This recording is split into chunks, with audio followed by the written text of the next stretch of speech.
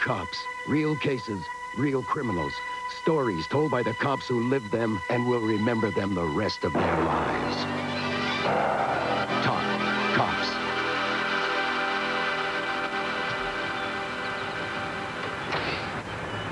Have you ever had a premonition something bad's going to happen, and then so as to not give in to superstition, you just ignore it? Being in a high-risk profession, a lot of police officers frequently get those feelings and try to forget them. But still, there's one time I wish I'd heeded a premonition. It was a Memorial Day weekend. I had to work, and my wife, who has asthma, was not feeling well. The next day, I was taking her for some special treatment in Atlanta.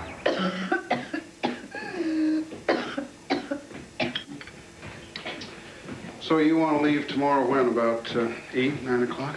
That'll be fine. My bags are all packed. I don't need all that much, I guess. Okay? I'll be fine. Maybe I better call Dean. Tell him I can't make it. Don't be silly. If it gets worse, the phone's right there.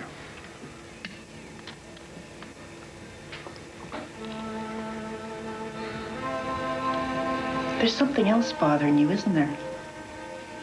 No, not at all. Look, I'll try to get off early. I'll call you when I know for sure.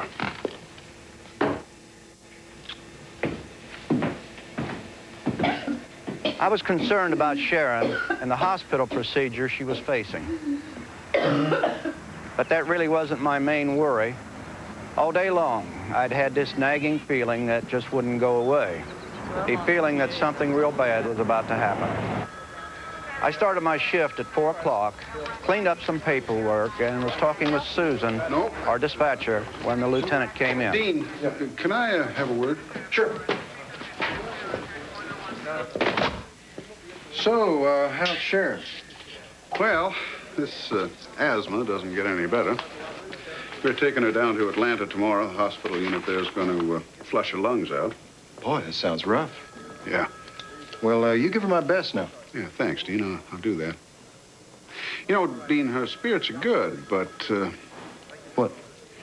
Well, I'll be honest with you, Dean. I don't want to work tonight.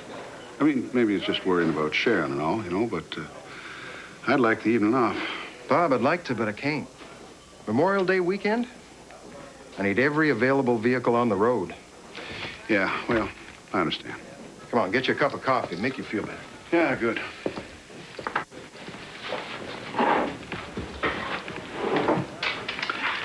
You know, Dean, I'm 52 years old now. Mm-hmm. Got 29 years on. I could retire any time now. You thinking about doing that? Well, I don't know. I woke up this morning with this feeling that if I don't retire, I'm going to get killed out there. Come on, Bob. You can't think about things like that. Still, would be something, wouldn't it? What's that? Well, getting shot out there when I could be sitting on a beach someplace. You're gonna be fine. You have a nice routine shift. Take Sharon up to Atlanta in the morning. Now, come on. Have some of that coffee. If that don't kill you, nothing will. I called up Sharon and told her I'd be home at midnight. Then I headed out for highway patrol. Normally, as a supervisor, I'd be riding with a younger trooper, giving guidance and so forth. But on holiday weekends, we get all the cars on the road. So I was by myself. I still had this funny feeling I couldn't shake, but I only had an hour to go. A half-mile away, 2 other men were getting a funny feeling of their own. But Brandon Peck and Wayne Logan were getting theirs from alcohol. Like I said, I spent nearly 20 years in that stinking joint. That's like half my damn life. You're way ahead of me, man. I've done fine. Yeah, well, I'm out now. I'm on parole, and I'm gonna fly. Gonna fly!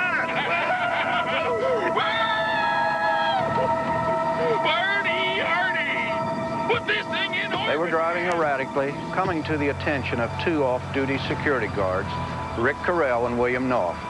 The 2 guards pulled off at my post and gave a description of the car to Sue Welch. Call in 73. At 11:17, Trooper Scott Borden and I got the call from Sue. 758. 758, we have a code 19 heading south on Route 23. Brown Buick, Ohio plates. Kilroy Delta Peter 283. It's reported veering over the road. I was over on the north side of the highway, so I pulled onto the median and waited less than a minute.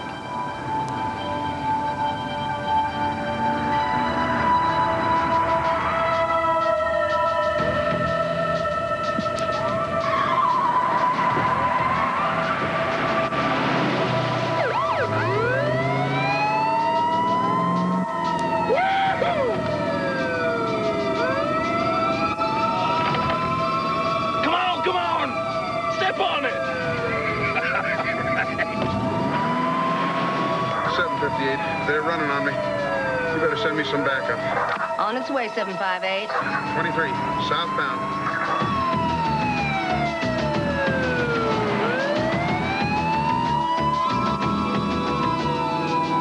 What are we gonna do, man?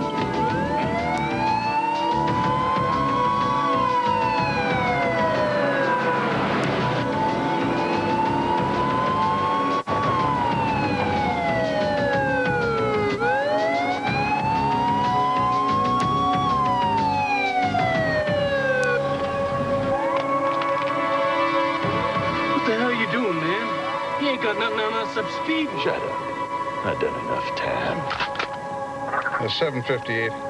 Suspect vehicle has stopped 23 north of Holschiata Road. 758, got another report on Kilroy Delta Peter 283. Tags have been stolen. Okay. Coming out.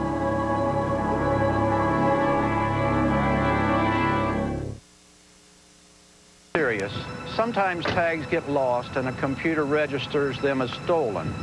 Still, you can never be too careful. Come on, we're not gonna blow him away, man. Shut up. What's your problem? He's just one cop.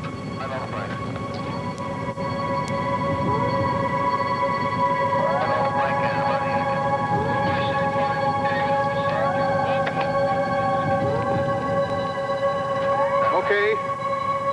Turn off the motor, roll down the window. Give me your driver's license and registration, please. Driver, turn off the motor, roll down the window.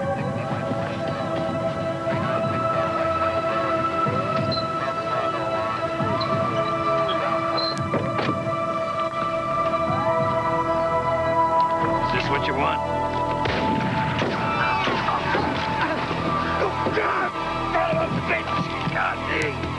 I'd had some extra firearm training recently, and I know it enabled me to get those 2 shots off.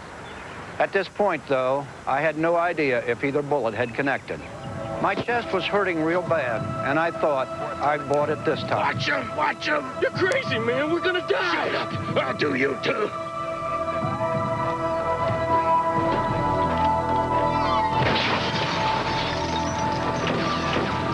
I thought about trying to make it back to the cruiser. I had a shotgun there, but couldn't figure how I'd jack a shell in the chamber with just one arm.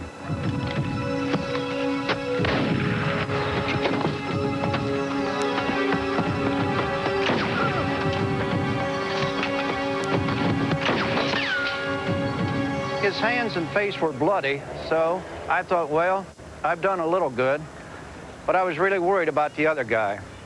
I figured he was probably going to come at me from behind. In a situation like this, you're trained to count your shots. I figured I now had only 1 bullet left. I'd lost a lot of blood, and the pain was so intense that I was sure I was mortally wounded.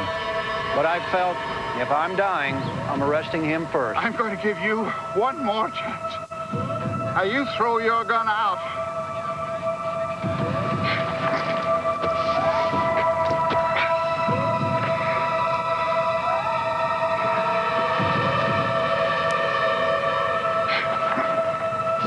Don't shoot. I'm hurt. Throw your gun out.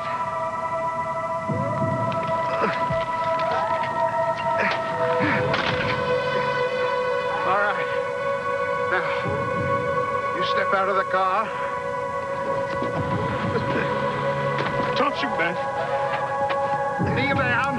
Put your hands on your head. Now you keep your hands on your head.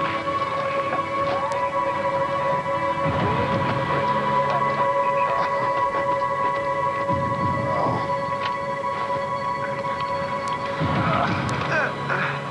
73. This is 758. I have one suspect in custody. One suspect is loose. Okay, hold on. Backup should be there any second. By this point, I could barely keep myself from passing out. Deputy Sheriff Paul Bloomfield was the first to arrive. Hey, you hurt me real bad. You hurt me pretty bad, too. A minute later, the security guards and Trooper Scott Borden pulled up.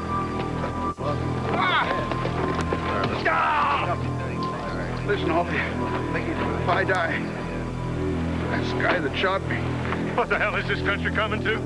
I was just walking along the road, some cop pulls up and shoots me.